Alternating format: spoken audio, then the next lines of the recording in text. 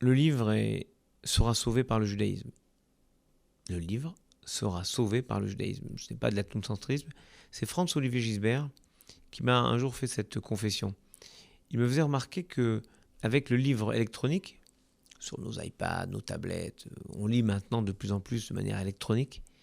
Le livre, un jour, sera amené à disparaître, sauf pour les juifs, m'a-t-il dit, parce que le Shabbat, vous ne pouvez pas utiliser ces appareils et vous serez obligé d'avoir des livres. Et donc, pour vous permettre d'avoir des livres, il restera encore des livres.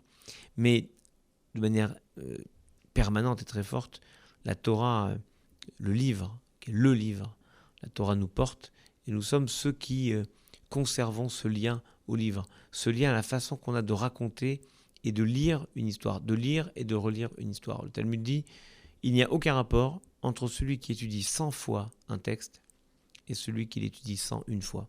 Comme si dans la foi supplémentaire qu'on va y ajouter, on aurait ajouté l'ensemble de notre expérience entre la 100e fois et la 101e fois.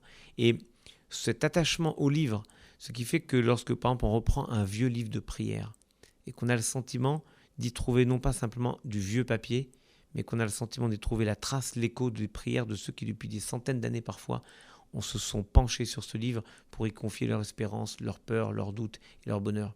Eh bien, c'est ce lien à travers le livre qui nous permet de retrouver l'écho des prières de nos anciens.